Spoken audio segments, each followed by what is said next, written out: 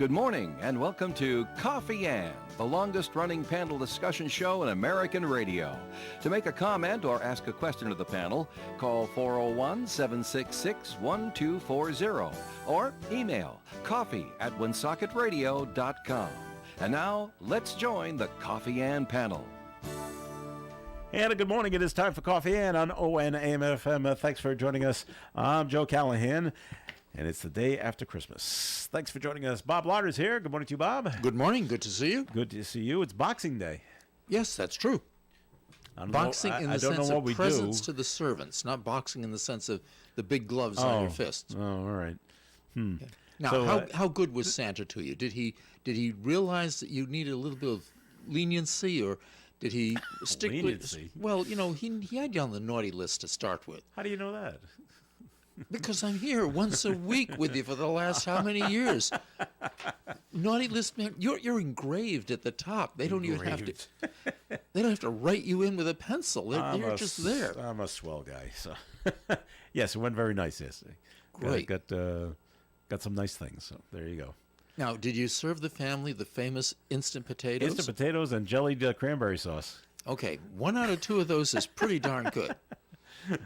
We did no instant potatoes yesterday. We actually did no potatoes yesterday. Good. For dinner. We skipped it entirely.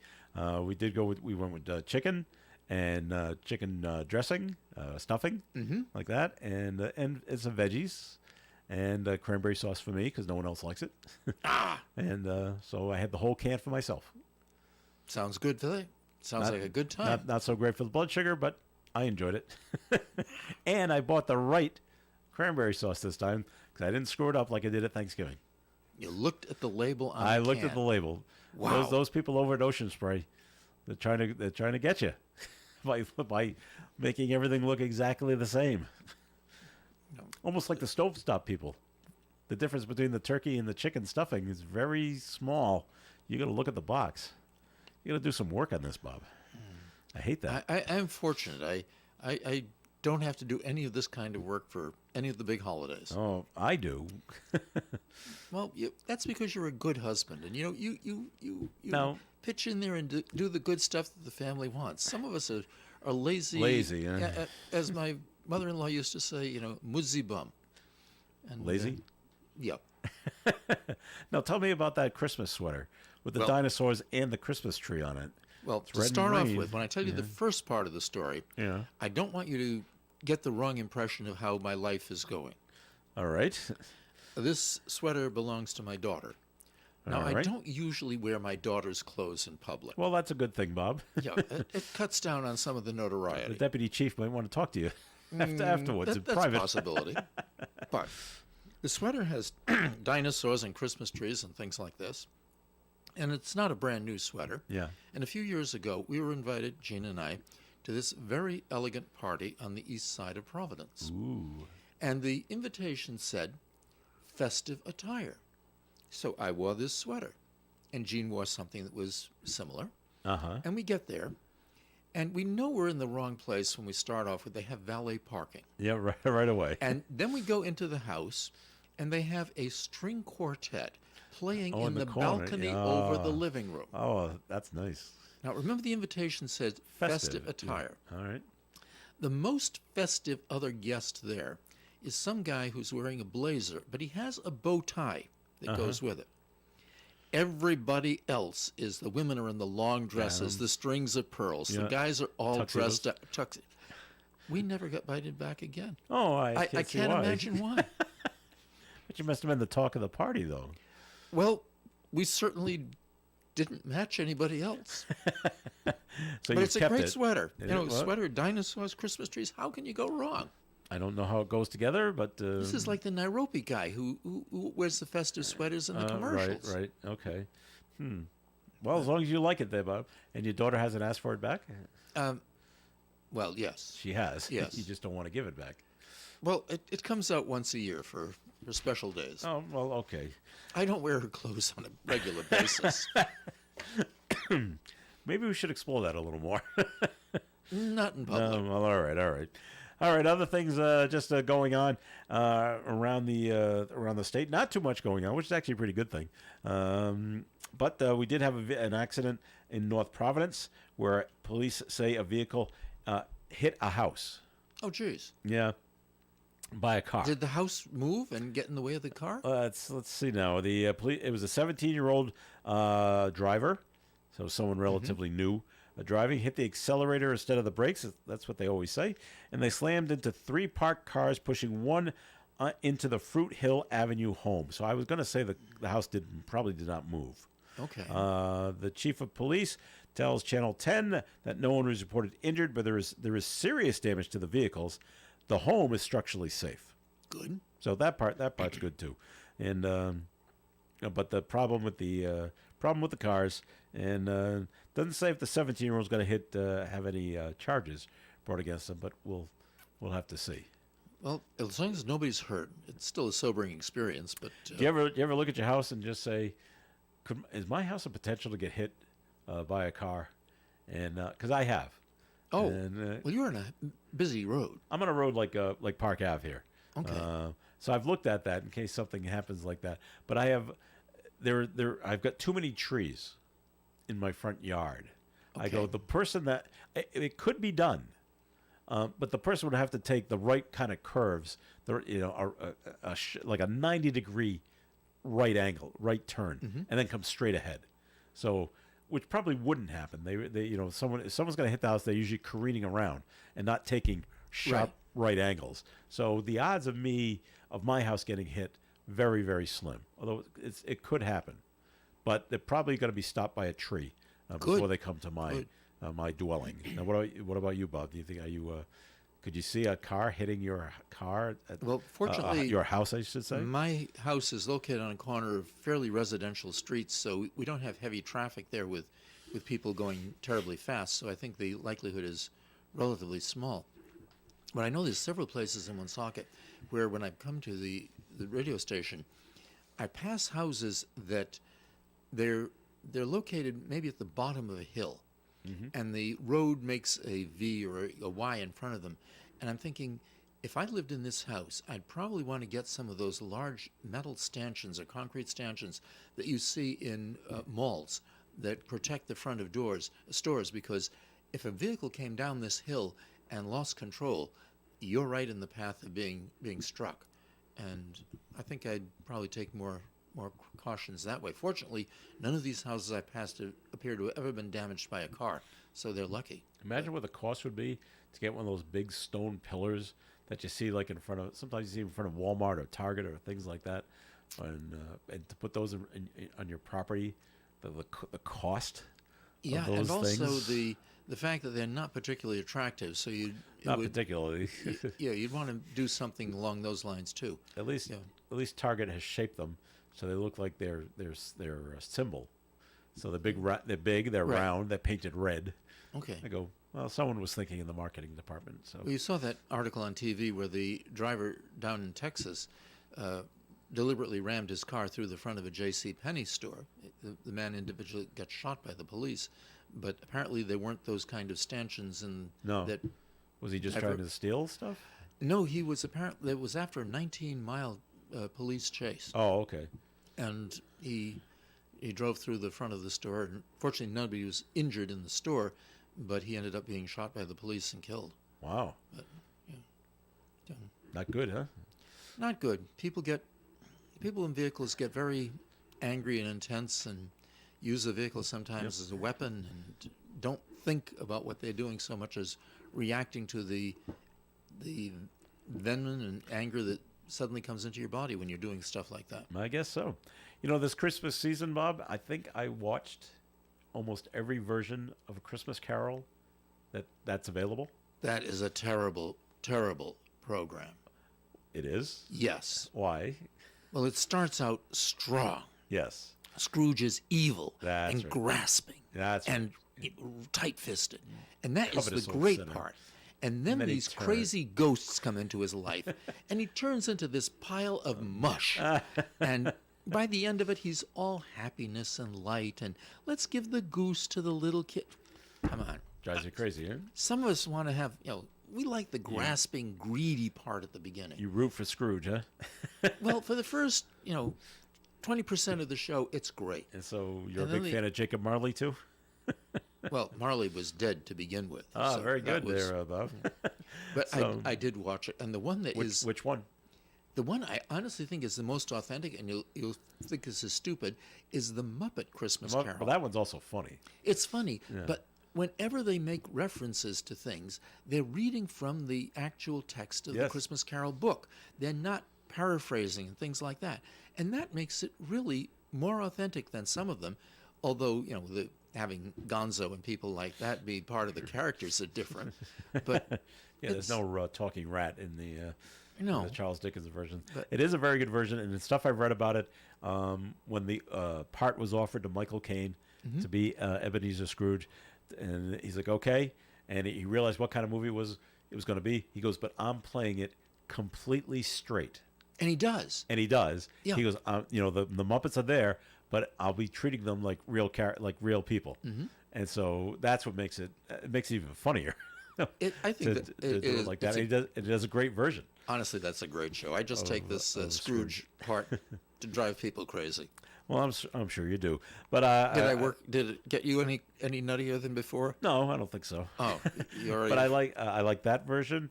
In fact, I like them all. I like the 1951 version with Alistair Sim, which is supposed to be like the top notch one of all time.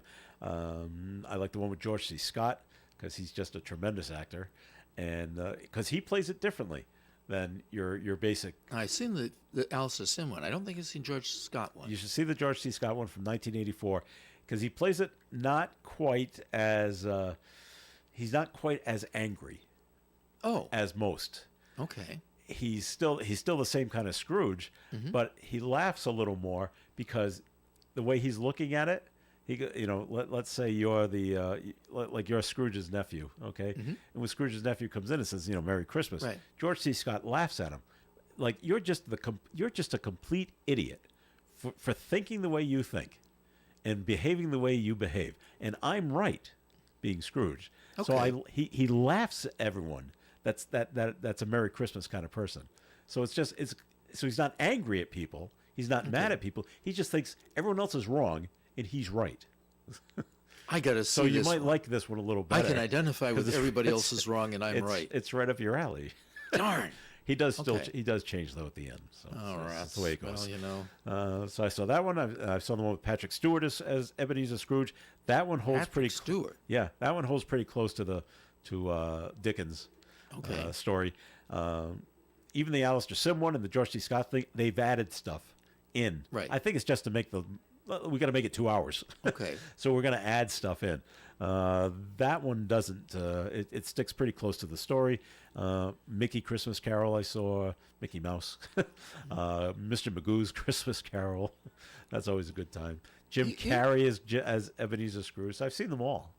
You don't think you're sort of overdosing on this stuff? I mean, I just like to see how everyone does it different. And there's one like from 1931 that I didn't see this year. Okay. With Reginald Owen as Scrooge. That one's supposed to be pretty good, but that one I didn't catch this year. you are the only person on the face of the earth who keeps knows watching it all over and six over and of over? them with the characters and the actors And the actors involved. that play them, yeah. So Jeez, I like the this is story. an overdose of Christmas Carol. because I've read the story numerous times, so I like to see where are they deviating from the actual story. Has anybody ever taken you aside and suggested that there's other aspects of Christmas besides this surfeit of Christmas cheer? No, not at all. Oh. All right, we're gonna take a break here on the Coffee and Program. More coming your way. Comments, questions can be called in 766-1240. Do you like A Christmas Carol? Krakow Deli Bakery Smokehouse offers authentic homemade Polish food to make your next meal special. Try our many varieties of hot and fresh pierogies with onions and what they call dirty sour cream. Or pick up gołąbki, kielbasa, babkas, or some fresh rye bread. We also offer a large selection of specialty and imported foods. Open Tuesdays, Thursdays, and Fridays, 9 in the morning till 6 p.m., Wednesdays, 9 a.m. to 5 p.m., Saturdays from 8 to 5 p.m. It's Krakow Deli Bakery Smokehouse. Follow us on Facebook and learn about our weekly specials. Located at 855 Social Street, Woonsocket, Krakow Deli Bakery Smokehouse has all the authentic Polish foods you love. The Coffee and Panel is enjoying coffee from Down East Coffee Roasters. All their coffee is roasted right here in Rhode Island. Down East Coffee Roasters is available at all Little General stores. Have you heard of Scott McGee with RE/MAX Properties? He's been selling real estate in Rhode Island and Massachusetts for the last 17 years, and you can see that he loves what he does. Scott, as well as his team, take pride in what they call the fair and honest team. No gimmicks. And no, they're not buying your house if it doesn't sell, etc. Just fair and honest real estate. Scott personally works with tons of sellers and buyers and specializes in residential properties as well as commercial, and he's always very fair and offers super competitive rates. Remember, this is probably the biggest move in dollars that you will ever spend or receive. You want to go with a trusted and experienced agent. Scott is fair, honest, and modest, always puts the clients first, and he also dealt with literally almost any situation. You really need to look at your real estate needs as a business. You want to pay and get the right money now so that you're not paying for it later. Trust me. So why not give Scott McGee a call at 401-639-2906. That's 401-639-2906. ON, AM, and FM. This portion of the Coffee and program is sponsored by the Blackstone Valley Call and Times. You've heard it before. The world is getting smaller. Places you had to travel to years ago now seem right next door. It's no surprise, then, that all the communities of the Blackstone Valley have so much in common these days that we share common interests. Keeping up with this trend, the Blackstone Valley's two daily newspapers, The Call and The Times, have joined forces to cover the entire valley in one convenient newspaper. The Blackstone Valley's Call and Times, a paper for the entire valley. At your local store, honor box, or home delivery, 767-8522. All right, it is Coffee and here on ON Radio. Thanks for joining us. I'm Joe Callahan. Bob Lauder is here, and we're being joined at the Coffee and table by Woonsocket Police Deputy Chief Tom Caluro. Merry Christmas. Yeah, Merry Christmas. Good morning. This is the first, so I've been on the show a bunch of times, but This is the first time that the kids are actually off school, so they're dialed in right now. So, hi Reagan, hi Lucas. Oh, they're actually watching on TV. Forcing so them yeah, to so watch you? I'm absolutely forcing them. I'm trying to say this is success, kids. This is it. Wow, Your dad's a star. I've made it. See, that's it. And make sure anything you take out from under that tree you put back before I get home. All right, very good. All right, we've just gone through Christmas Eve and Christmas Day. Hopefully, pretty quiet on the whole police front here in the city of Woonsocket. You know, it has been the general type of calls that we would expect to go on every shift. There was at least one domestic arrest on every shift, okay. But having it be only one is actually a good thing. Yeah. So it was less than normal. Like statistically, it was less than normal. But it's generally the stuff you would expect. It's alcohol, arguments. drugs Okay. leads to arguments. You know, financial stress leads to arguments. Mm-hmm. And then we end up getting a phone call. So it was relatively quiet, and thankfully for that. And the weather helped a little bit too. And then we made periodic checks at all the tents to make sure that all the homeless people that are on the ground were at least in a good enough state that they were going to make it through the weekend. So it feels like a weekend, but it does through the week. Like Monday, it absolutely does. But now it's just a stretch from now to January 1st. This tends to be a little bit busier than normal, but. Yeah. The people that were on the road did a tremendous job all weekend long, and they worked short-staffed a couple of different times because we had some people hurt, out hurt. So kudos to them for not being with their families. But the morale was high, and we got through it. You never go on to short staff, do you? You don't give off big holiday weekends. Oh gosh, no. You're there all the time. Yes, yeah. So yes. Yeah, wow. And it's funny because it never turns off now because of the ability to VPN into have a virtual network at your house. So I'm on I'm on email and on the dispatch console in my house at least twice, 3-4 times a day. So I'll get up early enough to check my email, and then the chief and I converse back and forth through we have a shared calendar. So there's always one of us watching, and then anytime I'm in my car, the radio's on. So, and it's one thing the chief and I kid all the time that, one thing about being a chief or a deputy chief is you'll always have plans on a holiday. They just won't be yours. So you'll be Memorial Day. It's like we just try to divvy it up, like who's going where. Memorial Day, Veterans Day, anytime there's stuff going on the weekends, those events, we always try to get to them. So, and you really can't. We really make sure that neither one of us fly anywhere. So if we leave within a 4 or 5 hour drive, we don't ever do it at the same time, because if something really catastrophic were to happen in the city, it's our job to be there. So that we balance that too. But I'm lucky because my wife's a police officer as well, and she understands. So we just make it work. So the vacations since I've been deputy are all within an hour away. Wow. So no Disney, but there's still a lot to do around here in a 4 or 5 hour drive. So we make it work. Does your wife work on the Woonsocket force? She does. She's been there. She got hired the academy class after I did, and she has been a BCI detective for probably the better part of 10 years. Has an absolute incredible attention to detail at that job, a job that I can do the job, but I don't like to do the job. And she's mesmerized by the science of autopsies, which is kind of scary to me. But wow.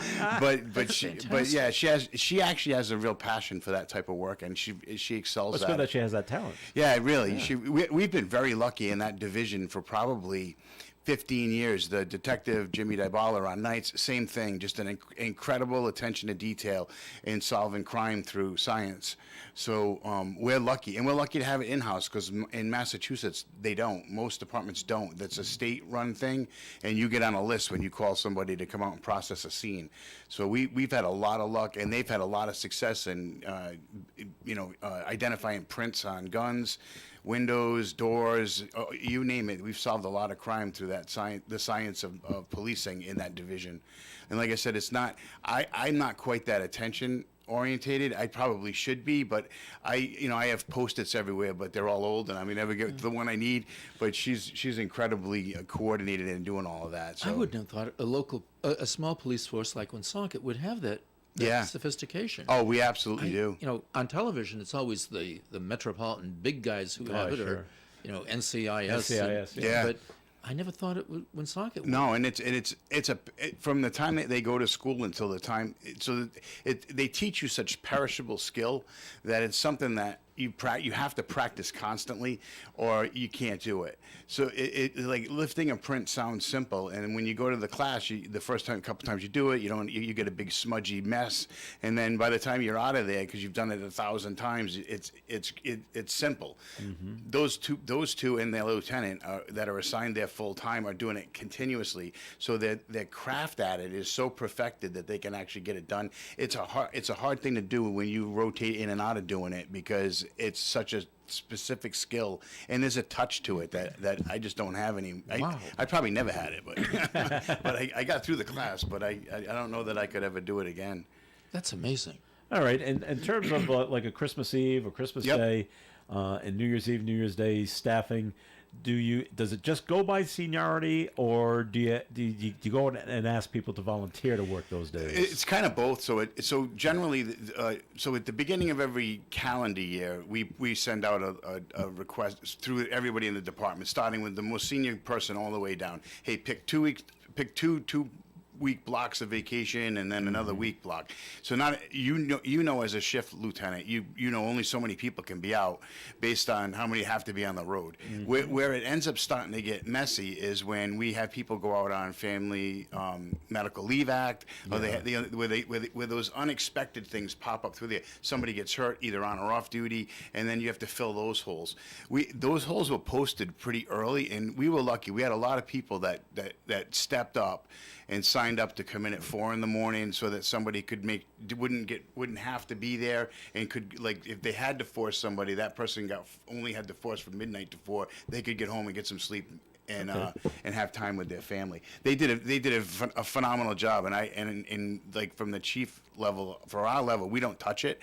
They did a phenomenal job of taking care of each other, which makes the organization stronger in the long run. Yeah. So I was impressed with how well it went, because there've been years in my 25 where it gets catty, where when I first got on the job, there were guys that had a lot of time on that they would just call in sick.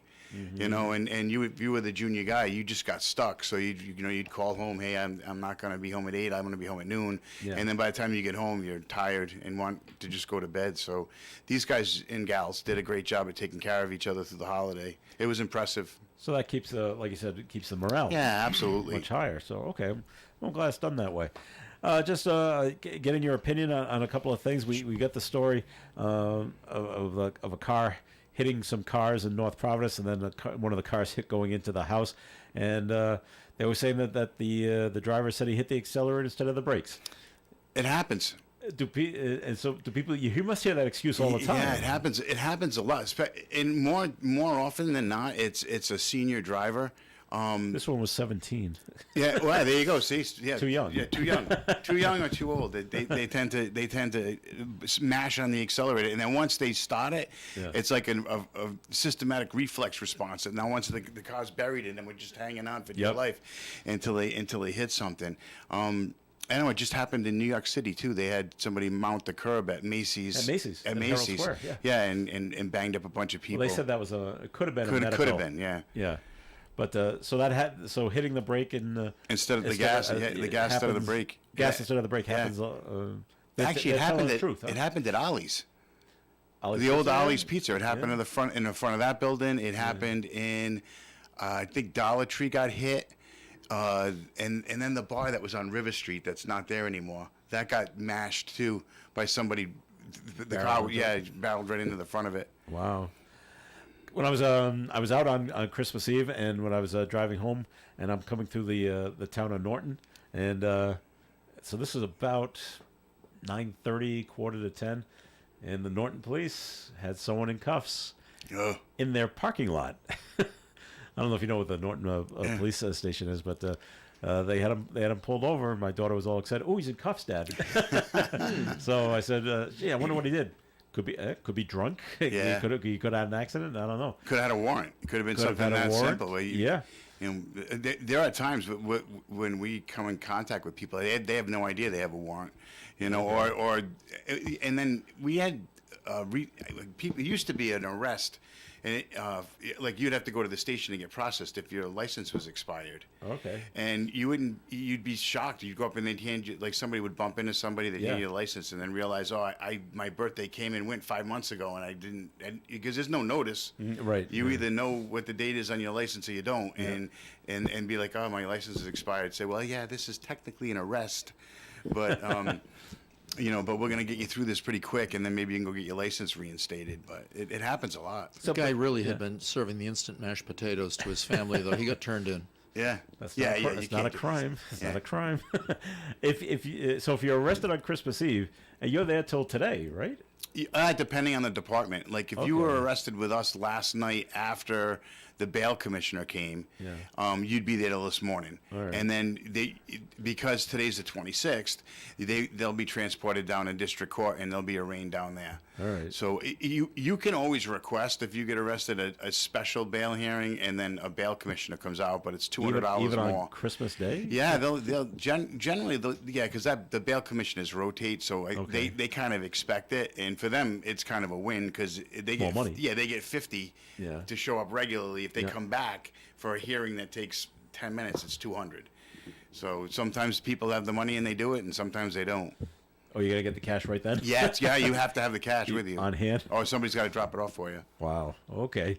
Well, we're going to take a break here on the Coffee and program, and more coming your way. If you have any comments or questions for Deputy Chief Tom Caloro of the Woonsocket Police Department, give us a call, 766-1240. It is time for the weather forecast, which is being brought to you by unbound.org. Gradually clearing skies today with a high of 36 and calm wind. Tonight, mostly clear with an overnight low of 17 and calm wind. Friday's weather sunshine and 39. Saturday, Begins a chance of rain, 40% Saturday, mainly in the afternoon, mostly cloudy skies, high near 40. Saturday night, 70% chance of rain. Sunday, 60% chance of rain likely, cloudy skies and 49. Monday, an 80% chance of rain, near 53 for a high. Then Monday night, more rain. Tuesday, partial sunshine with a high near 49. Tuesday night, a 50% chance of rain, and on New Year's Day, a 60% chance of rain, mostly cloudy, and a high of 48 to start the new year. Outside the Navigate Credit Union broadcast studio at the corner of Park Ave and Kennedy Street with cloudy skies, we have 28 degrees. A girl in Kenya dreams of becoming a doctor. An elder in Guatemala dreams of being part of a community. Reach out and change the world, and it will change your own.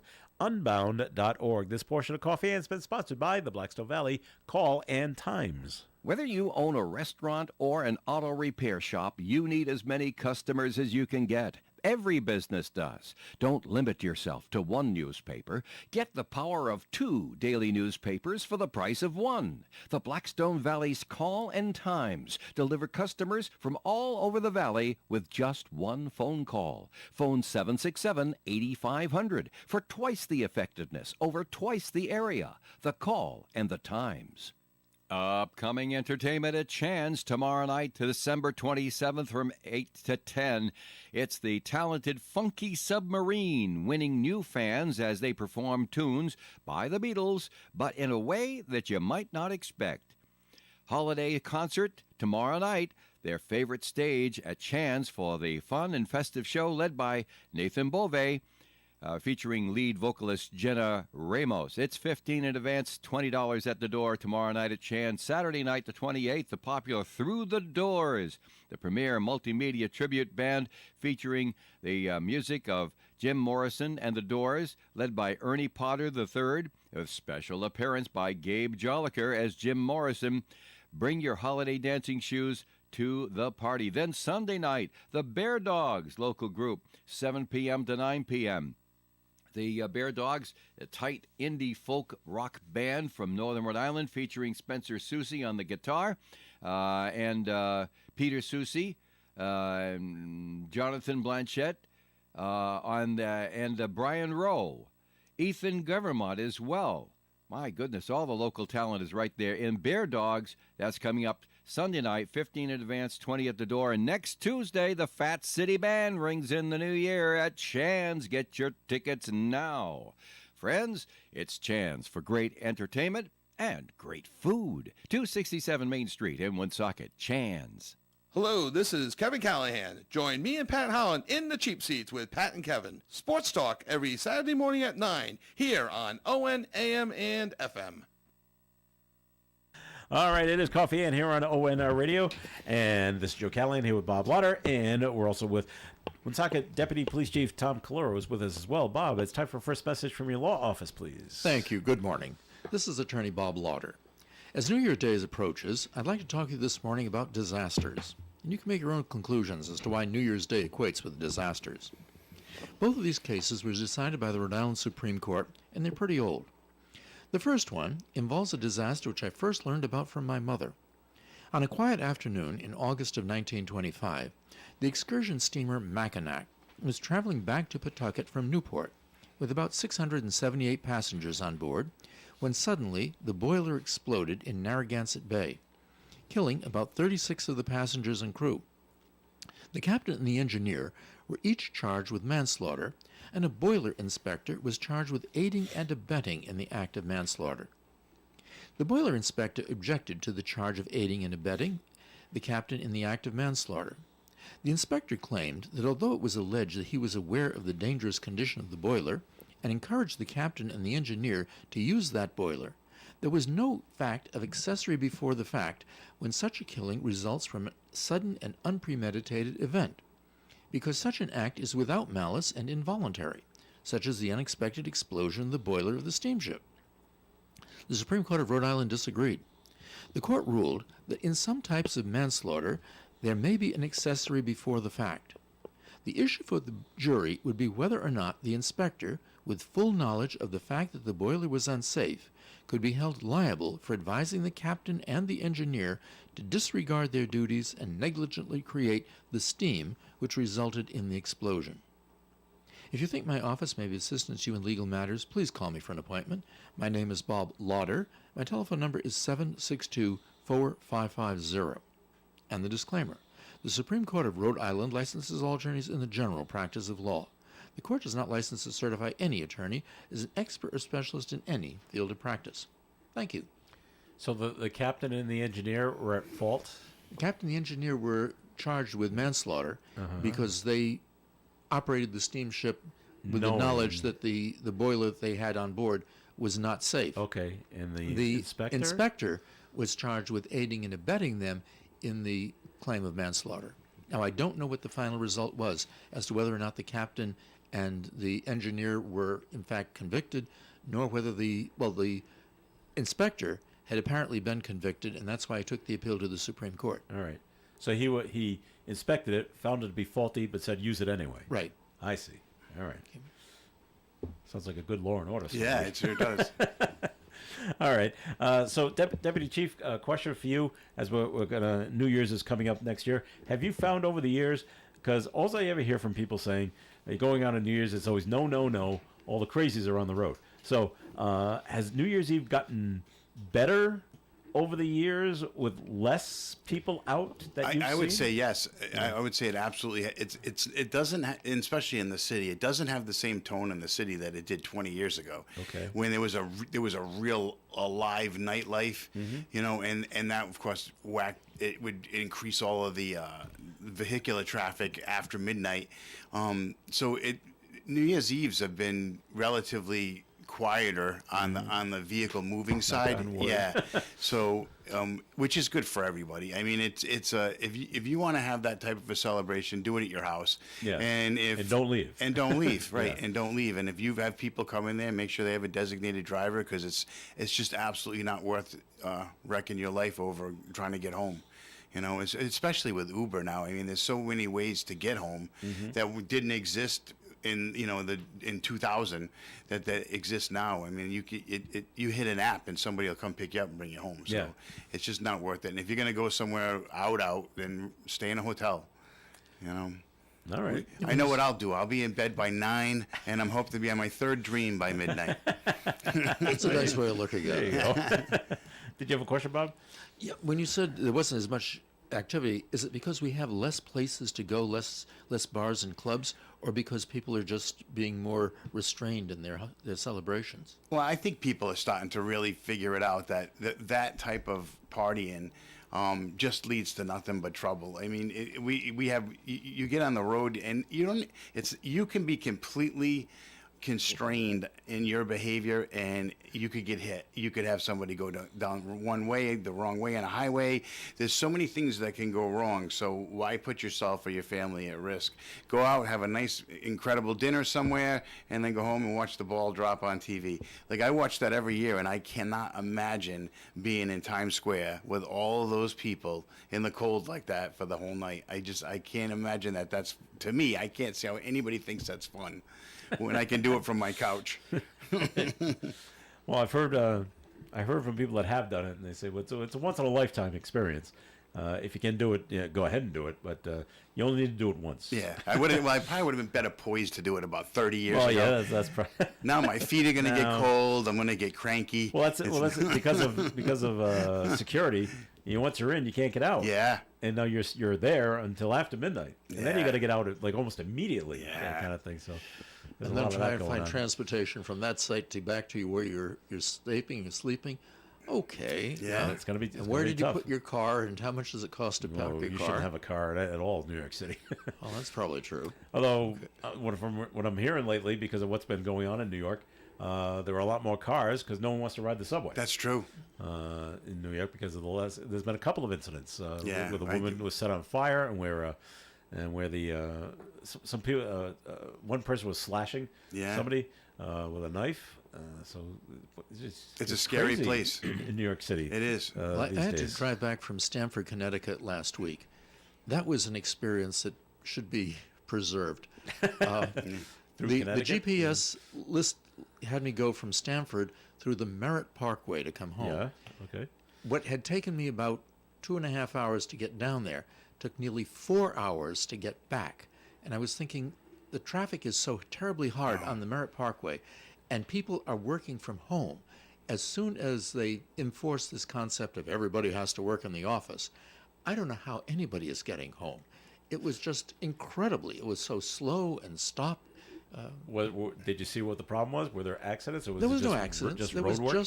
there wasn't road work on the the Merritt Parkway is small anyway. It was built back in the 1930s and it's a narrow road, but and 95 was apparently even worse because GPS said avoid 95.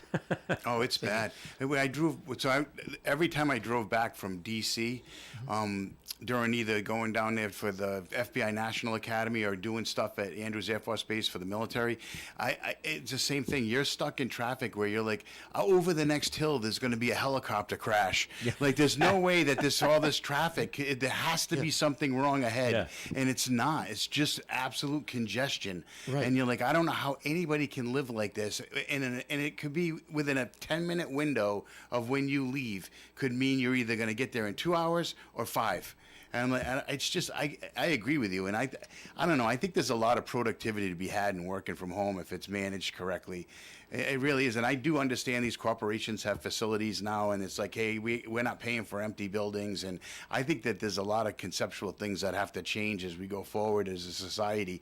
Because do we all have to be in the same box in a cube to get work done? Well, they can judge how your productivity level is occurring.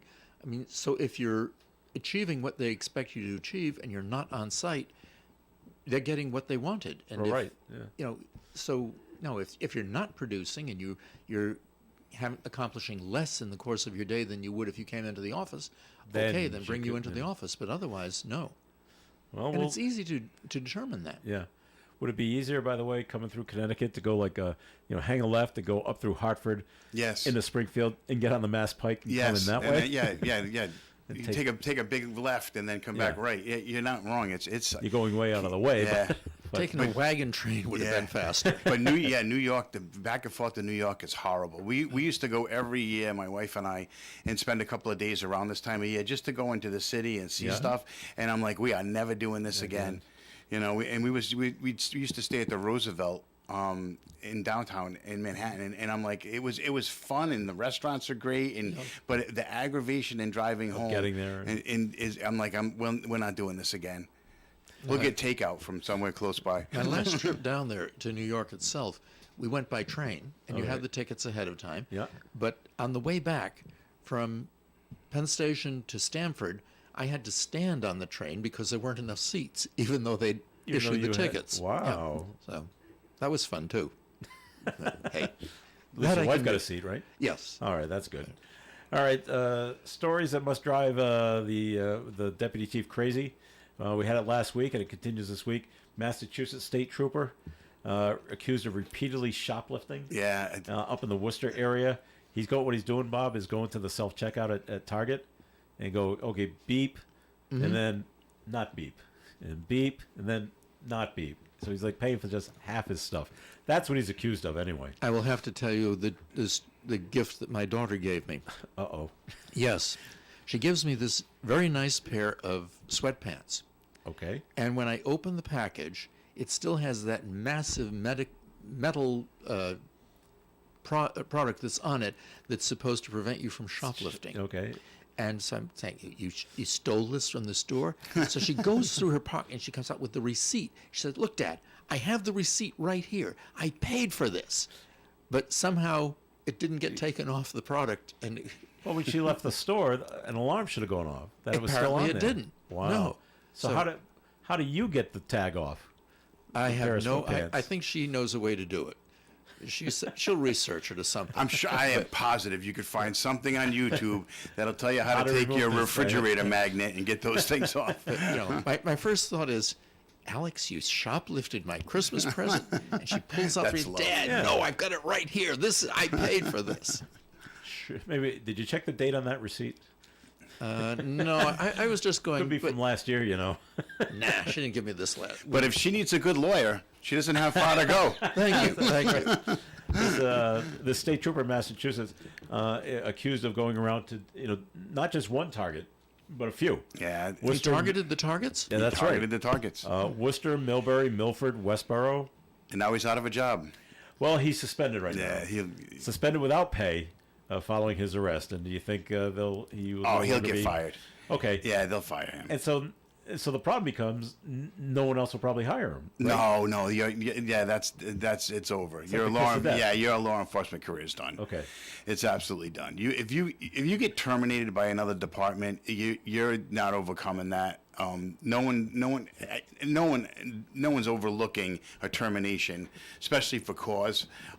It's not. You're not getting hired anywhere. It's time to go. I don't know.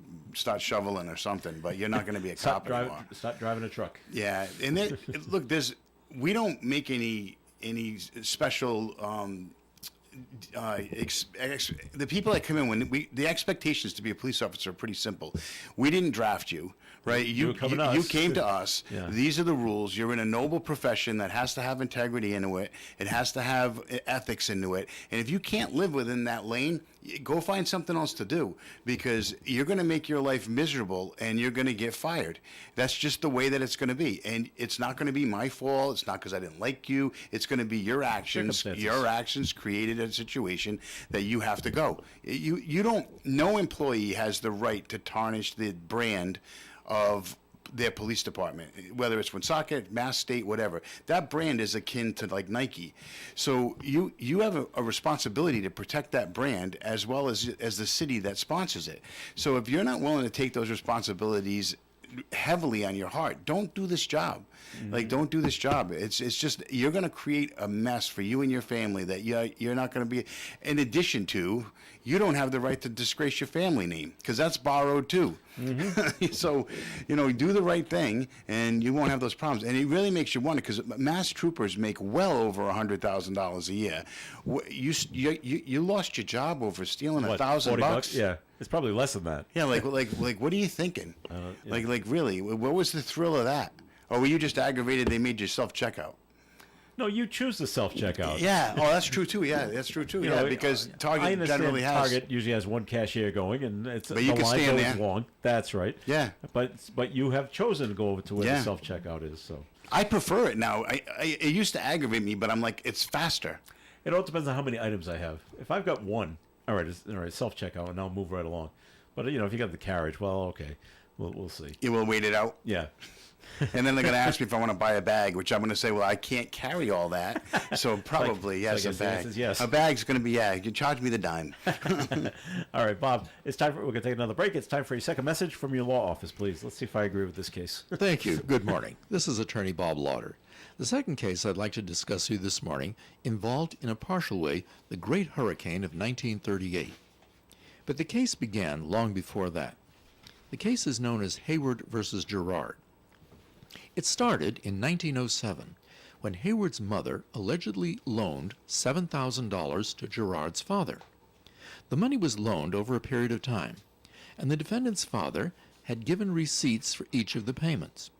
However, the receipts were stored in a safe, which was lost when the family home was swept into Narragansett Bay during the hurricane of 1938.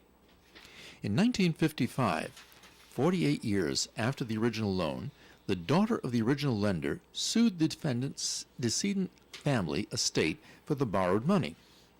The promissory note was missing, but the plaintiff had several typewritten letters allegedly signed by the borrower acknowledging the loan of several thousands of dollars, but not the loan of the alleged $7,000.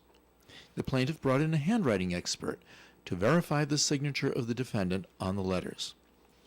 After consideration, a jury brought back a verdict of $13,370 in favor of the plaintiff. The defendant filed an appeal to the state Supreme Court. The defendant argued that the verdict represented a compromise on the part of the jury and therefore should be set aside. The Rhode Island Supreme Court disagreed. The court ruled that a verdict of a jury which is approved by the trial justice is entitled to great weight and should not be set aside unless it is clearly wrong. In this case, it appeared that the differences between the alleged loan of the $7,000 and the judgment of $13,370 represented interest on the loan for the period from the 1938 to the date of the trial, and that this calculation was appropriate to the amount of damages awarded by the jury. If you think my office may be assisting you in legal matters, please call me for an appointment. My name is Bob Lauder, and my telephone number is 762-4550. And the disclaimer. The Supreme Court of Rhode Island licenses all attorneys in the general practice of law. The court does not license or certify any attorney as an expert or specialist in any field of practice. Thank you. It always comes down to money. Yeah. That's the truth. So, no, and it doesn't matter what the amount is. Could be 7,000, could be 500, right? That's what keeps our business going, You man. owe it to me, and I have to get it. Eventually. 48 years later. Well, that's the way it goes. All right. More of the Coffee and program coming up. Please stay tuned. For an Allstate agent, providing protection options that fit your life is something they take, well, personally. Allstate agents are committed to learning about your needs and helping customize protection to meet them. From bundling your home and auto insurance with ease to evaluating optional coverage, your Allstate agent can help build an insurance proposal that fits your life. And just as important as learning what you need is learning what you don't. Because helping you get coverage you want with savings you deserve is what Allstate is all about. It's time to get coverage that's catered to you. Are you in good hands? Call Kara and Celeste Benjamin at the Benjamin Agency. One agency, two locations in North Smithfield and Bellingham. One telephone number, 765-5000. Subject to terms, conditions, and availability. Allstate Fire and Casualty Insurance Company and Allstate Property and Casualty Insurance Company and affiliates, Northbrook, Illinois. Hey, it's ON Radio's Cruisin' Bruce Palmer, and I'd love to have you join me every Saturday for the Saturday Block Party. We start at 4 o'clock when I open up the ON Music Vault for you to pick whatever you want to hear or send to somebody special. Yes, the good old radio request days are back. Join me for the Saturday Block Party, Saturdays from 4 until 7 on ON Radio and streaming online at woonsocketradio.com. You can depend on us for public service. ON Radio. All right, it is Coffee and here on ON Radio. Joe Callahan here with Bob Lauder and Woonsocket Deputy Police Chief Tom Caluro. So I've seen over the last couple of weeks, you know, the police officers, they're everywhere because of road construction. Yes. In the city is just through the roof. It is. And I don't know if that's good for your police officers making extra money on these details. Well, I I think it's wow. good for everybody. It did seem like it all fell together, like without with like these projects were right on each other to get done. Some by deadline and some just by the design of the engineering phase. So you're not wrong. Like it really it felt like every other street was ripped up. That's right. And then that gas line project is huge, and it's great for the city that they're going in and replacing all those lines and then redoing the streets because they're replacing the lines. Mm-hmm. That's at no cost to Woonsocket. And a lot of our roads needed to get done. So there was a lot of road work this year. And I think you're going to see it as we roll forward now with and this is going to be statewide with the municipal construction based on ARPA funding, and where towns are the schools that are coming in, the new school constructions. There's going to be a lot of construction going on in the next 3 or 4 years. But I think at the other end of it, all those buildings will be there long after I'm gone. You know, and even these streets, they did a great. The roads that got done, they did a great job with. But we had guys on the road. You know, it's safety zone, those traffic sites every single day. So, and the weather didn't really blow us out. So, you know, generally it closes earlier than this, but there's still work that's going to be done. And the bypass, I went down there this morning, and that looks awesome. Like that bypass product, it really looks great. So I'm excited about the changes because they're all positive. But it wasn't a street you could turn on. There wasn't a cone. Oh. and a detour. Yeah. Or yeah. Oh, this is not the way I want to go. No, I know. And you'd be surprised. There's people lived here their entire life, and it's like, I have to go right down this road to get home. And you're like, where do you live?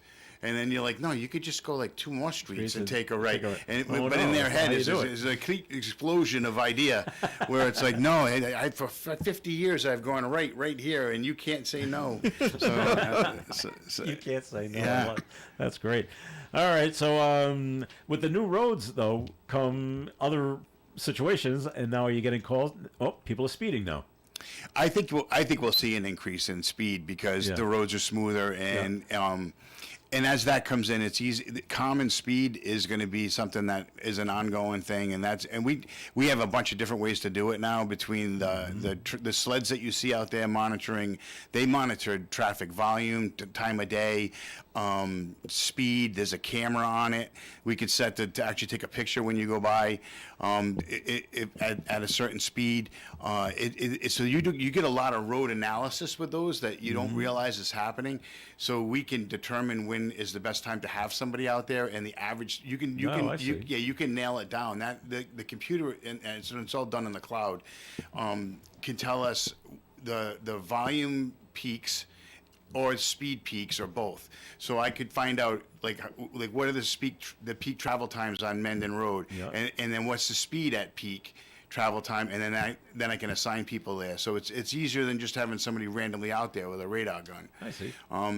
So it's a good thing, and we our traffic division really sought out a bunch of different grant opportunities for us. So we have a decent pile of money to put people out there. Doing things so it'd be in addition to regular patrol work. So if we had 8 or 10 cars out there on actual patrol, we may have another 2 at any given time that are out there doing nothing but speed enforcement, seatbelt enforcement, and then distracted driving, which was a huge thing. And then COVID hit, and then it was like, it really did, and people weren't really driving, but now it's back in full force. You can't go down the street at a stoplight and not see somebody with a phone in their hand, because we got to catch up on emails or something, and that's an absolute crime. What is the sled that you talked about? The speed monitoring sled. So the trailer that you see that's got a big sign on the back that says you are speeding, and it's got lights. We have 3 of them. And then even some of the signs that we have that are monitoring your speed, we can get data out of them. And that takes a photograph of your vehicle with the license plate? Yep. Now, are you able to issue a traffic ticket if I go down Social Street at 60 miles an hour and Absolutely take a photograph? Could. Absolutely could. Generally, what happens if it's an extreme excess, that's reckless driving. That's an actual arrestable offense. If it's just that somebody's going down there and they're doing 12 miles over, if that plate's continuous, we'll either send someone to the house or we'll send letters out. Hey, you were seen, you were monitored on this road at this time, because what's tough is the driver piece, because depending on how that particular camera catches it, it may catch just the plate. So the first thing that we get when it's a young kid, I wasn't driving my car. I loaned it to somebody else. But there's a lot of information that comes out of those sleds. So it really helps to manage traffic, and to figure out where they need to be. And there's solar. There's 3 or 4 lithium batteries in them, big batteries, and we can either charge it at the station and put it somewhere, and it'll last about 3 days if there's no sun at all. But once it's charged with if we have decent sun, that thing will stay out there indefinitely, and it's just constantly generating data that we can go onto the system and read. Now, is it as effective at nighttime as it would be during daytime? Yes. Because I would imagine it's dark. The vehicle is going to be darker as it's approaching the sled. So absolutely. The camera can do both. Wow. All right. I'm going to be a lot more careful. Don't be going 60 on social, Bob. Tap the brakes. There was a story that came out in New Hampshire, and I don't know if this is an issue in Woonsocket as well, but 4 people were found dead in a house in New Hampshire, and they were attributing it to carbon monoxide poisoning. Do you see any of that in the city? That's scary. That's Chief Cahill's problem. You should come in and talk about it. But no, we've had CO2 issues in the city at times. It is a concern. It's something that you can't smell it. You don't know what's happening, and you could just fall asleep and not wake up. So it's something that, and the detectors are not a lot of money. You know, like Right. even the battery operated ones that you can screw on a wall and not have to have it wired in, they're like $40, you know, to make sure that your family's not getting gassed, and it can happen. You know, you can have your heater core going in your furnace, and you're leaking CO2 every time that thing heats up and cools, heats and cools, and it doesn't take much CO2 to really get somebody sick. Whenever you sell a house in the state of Rhode Island, you have to have an inspection made by the local fire department, and they have to issue a certificate that you have a smoke detector system and a carbon monoxide detector system, and that frequently gets recorded in the land evidence records when the buyer purchases the house. Ah, okay. So, it's new houses or houses that are going through the market and being sold should have these one. in them. Okay. Yes. Well, this one in New Hampshire, I guess, obviously was an older house. Or hadn't been sold recently. Right. Correct. All right, well, that'll do it for the show for today. So we thank you very much for listening in. And Woonsocket Deputy Chief Tom Cloro, thanks for coming in today. Oh, anytime. Merry Anytime. Christmas, I Happy New Year. absolutely love radio. I really do. I think if all of society drops, this is all we're going to have left to communicate. Oh, good. And this is going to be it. You're going to We're be a all rich, set. rich man. So, all right. Well, I hope Thank you. The only thing left is going to be Joe Callahan. Joe in a Callahan, and desert this show. of despair. Tune Oh, my in God. to find out what's happening today, All right. post-Acopolis. You're nothing but Grateful Dead all day long. How great will that be? And I hope your kids saw you. Yeah. Bye, kids. All right. And Bob, thanks for coming in today. Thank you. I hope they saw you in that sweater. Hey, man, that's a beauty. Nothing like dinosaurs and Christmas trees. So we'll see you next week. Thank you. All right, then, Bob. I'm Joe Callahan. Stay tuned. Have a great day, and stay tuned for Senior Scene with Linda Tebow coming up next on ON Radio. Broadcasting live and local daily from the Navigant Credit Union broadcast studio at the corner of Park Avenue and Kennedy Street. This is WOON Woonsocket.